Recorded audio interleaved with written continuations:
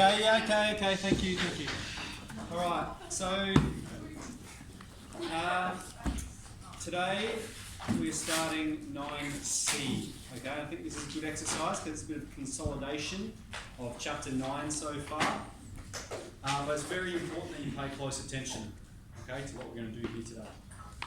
So, the first thing I want to draw you to, you see there's lots of notes there. I think they're all summarised in the final green box. So we have a random variable x that has mean, mu, and standard deviation. What I want to point out about that sentence is it doesn't say x is normally distributed. Okay? Not all variables are normally distributed, as we'll see in a moment. It just says x is a variable. Has a mean, that means it's got an average, and the standard deviation is just a measure of the spread of the data. Okay?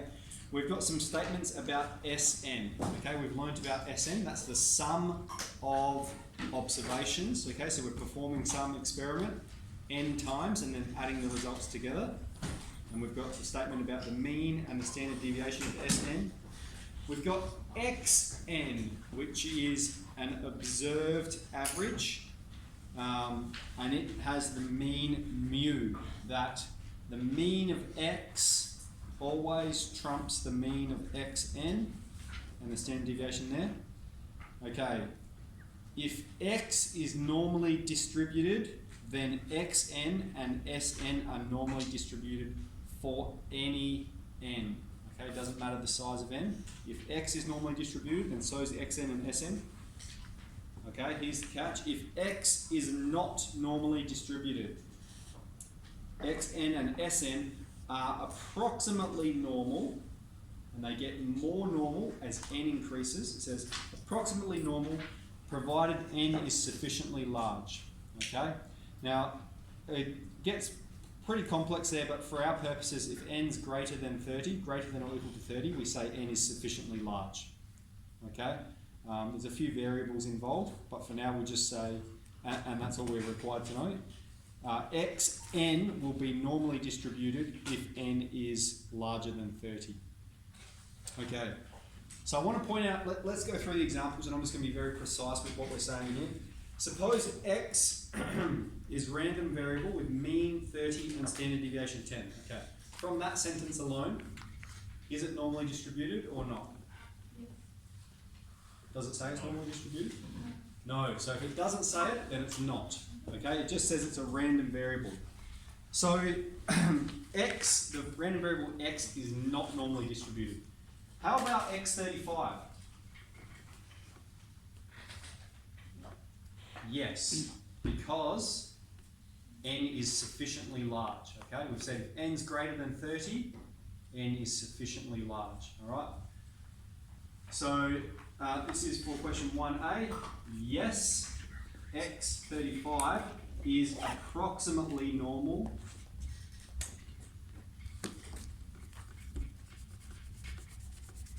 as n is sufficiently large.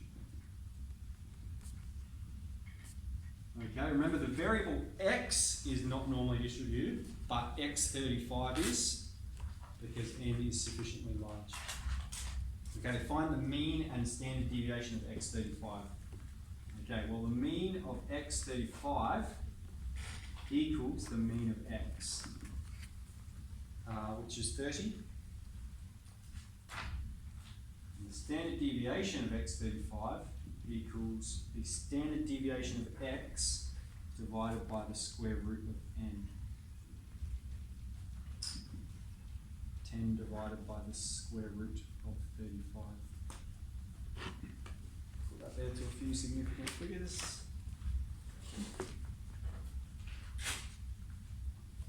We have 10. 1.69. Alright, is everybody okay so far? Cool.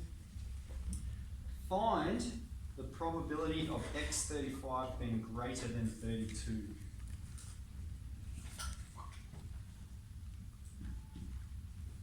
Okay, so this is a normal distribution calculation. Our lower boundary, upper boundary, standard deviation, and our mean. Our standard deviation is 1.69, okay, because we're talking about the variable x35, not the variable x. our mean is 30, our upper boundary infinity, and our lower boundary 32. We're talking about it being larger than 32. And we can do this normal distribution calculation because x35 is approximately normal. We couldn't do it for x because x is not normal. We're not told it's normal. But x35 is approximately normal. So let's do this calculation.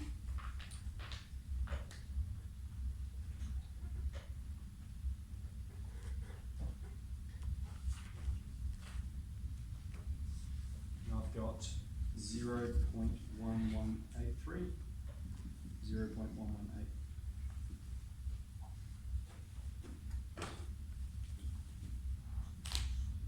Okay. Part D, is x6 approximately normally distributed? No, n is not large enough. N is not sufficiently large.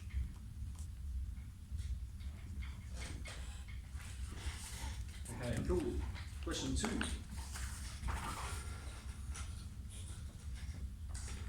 All right, now what does question 2 say? What's that math lingo? It says, suppose x is normally distributed with a mean of 10 and a standard deviation of 3.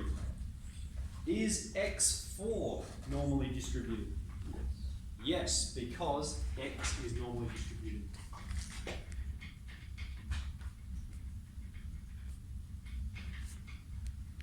All right. Is S5 normally distributed? Yes, because x is normal. For the same reason. All right. So that's in our that third dot point in the green box we talked about. If x is normal, xn and Sn are both normal regardless of the size of n.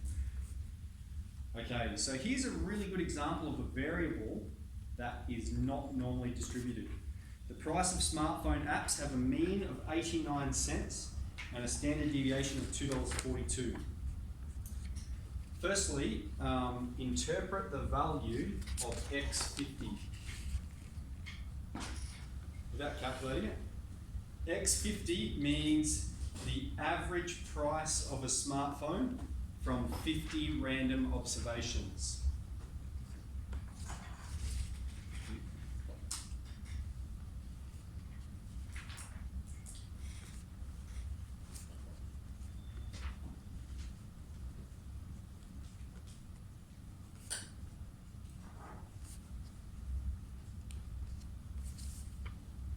Cool. That's 3A. 3B. Okay, so here we're really getting into the difference between x and xn. So I want you to have a look at those histograms there. Okay, so one of them is it's got this approximate normal shape, and then one of them is like this, isn't it? Or it's like a Burrito distribution is what we call that. Burrito distribution is very cool. What's a good way to describe it? It's like the 80-20 rule. Okay, but, you know, those that have more will be given. If you think of, 1% of the stars in the universe bear 80% of the mass of the universe. All right, 1% of the wealthy people hold 80% of the money. There's lots of ways in which we see Burrito distribution. Here we have smartphone apps. So most of them are free, like the vast majority. And then as you get further away from free, the probability of it costing a certain amount decreases. Okay, so we've got these two. Now remember, x50 is going to be approximately normal because n is sufficiently large. So which distribution is going to correspond with x50? This one, okay? This is the distribution of x. This is the distribution of just taking one smartphone app, right? Probability of any smartphone app, most of them are free, so the probability of it being free is right there. But this one, we've taken the average of 50, so that means some of them were about $4, some of them were free, but the average is distributed about that. Normally distributed about that mean. Okay, does that make sense? Okay. Cool. Okay. Okay, number 4. I'm gonna rub this out. Oh, thank you.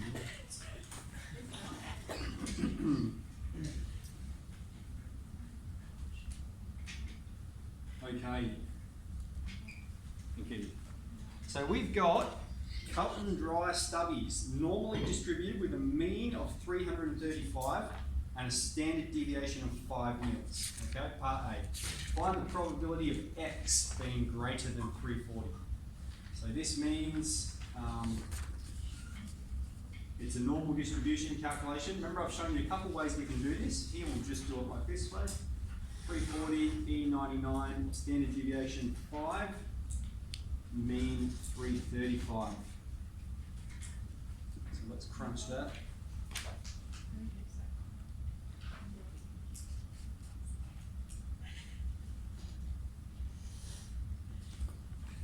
And I've got 0.1586, 0.159.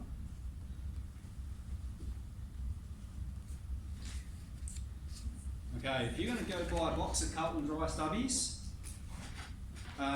you get 24. Find the mean and standard deviation of x24. Okay? Well, the mean of x24 equals the mean of x, which is 335. 24, not 25. And the standard deviation of x24 is the standard deviation of x divided by the square root of n. So we've got 5 divided by the square root of 24. Let's get a couple of figures here.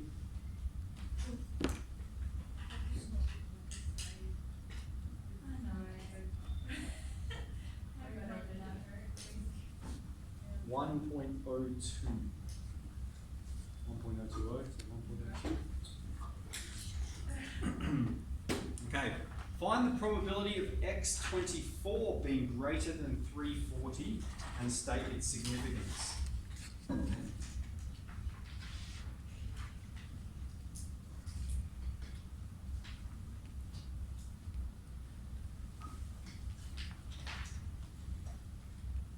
So again, we're doing an NCD calculation.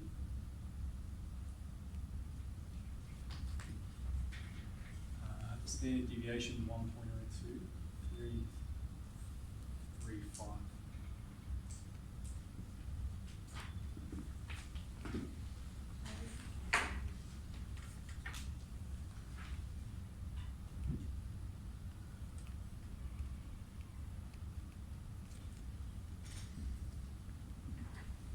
Okay, we've got 4.74 times 10 to the minus 7. 0.234, 7. Okay, so this is the key of this exercise. State its significance. Why is this different from A? Okay, so let's articulate what we found in part A. In part A, we found this is the probability of one randomly selected cut and dry bottle having a volume greater than 330 mils.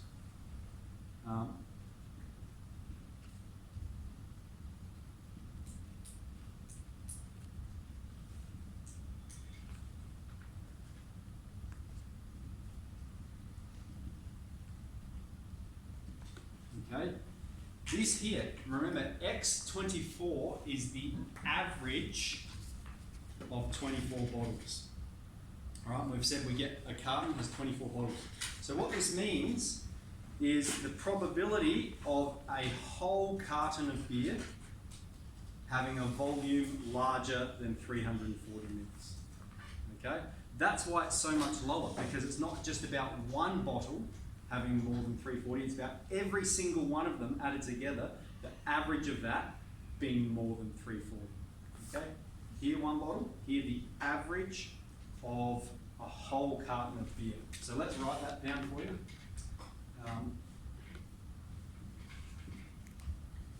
Would you get the same answer by putting the original one to the power of 24?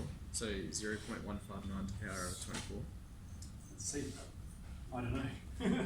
This is the probability that a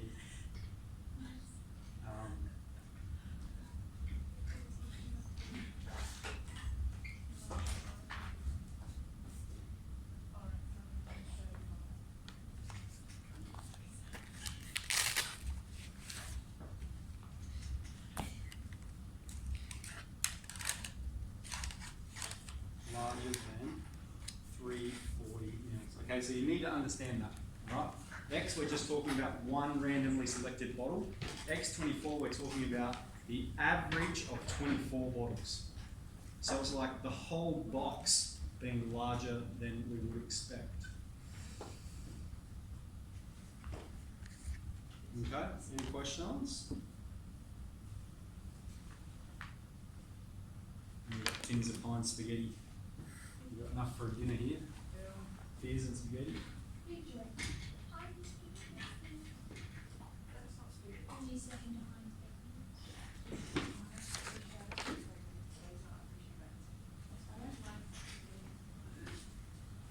Okay, so tins of Heinz spaghetti are normally distributed, alright? So it doesn't matter the size of end, it'll be normal. We've got a mean weight of 420, standard deviation of 12. The box contains 40 cans. Find the mean and standard deviation of S40. Okay, so the mean of S40 is equal to n times the mean of X, which is equal to 40 times, and the mean of X is 420 grams. Anyone know their 42 times tables?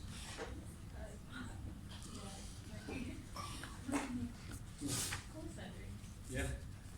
16,800 grams. And the standard deviation of S40 is equal to the square root of n times the standard deviation of X. The standard deviation is 12.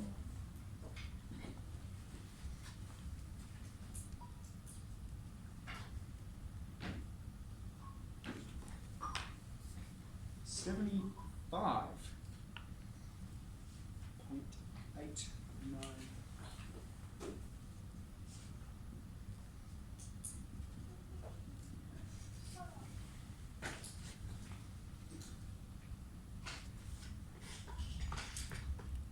Okay, explain what it means.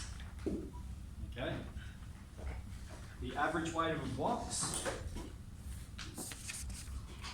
or the mean, we should say, the mean weight of a box of 40 cans is 16,800 grams with a standard deviation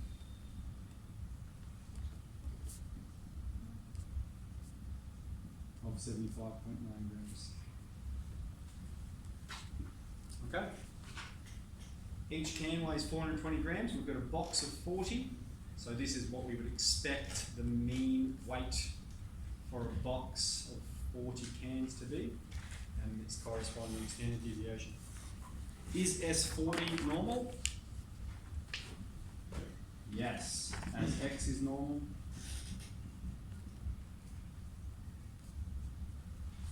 Okay. A box is too heavy for strongman if it weighs more than 17 kilos. Determine the probability that a box will be too heavy for strongman. Sorry, I'll put women next time. No. Okay, so here we're calculating the probability of X being greater than 17,000. Don't get stuck on units here. Not X, sorry, the probability of S40. Alright, and then we've got our NCD calculation. Our lower boundary, 17,000. Our upper boundary, infinity. Standard deviation, 75.9. You're in 16.8.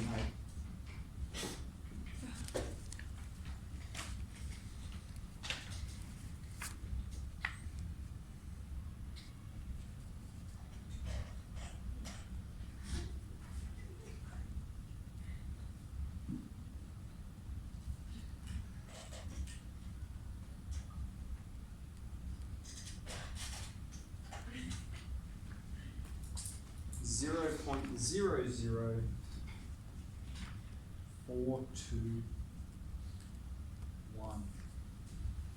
So strongman should be able to lift most of them. Okay, nice. So, like this is, I think this is the crux of the exercise. The difference between x and x24 or xn. It's a big exercise. Yes. Let's get into it. Oof. Can I Thank you.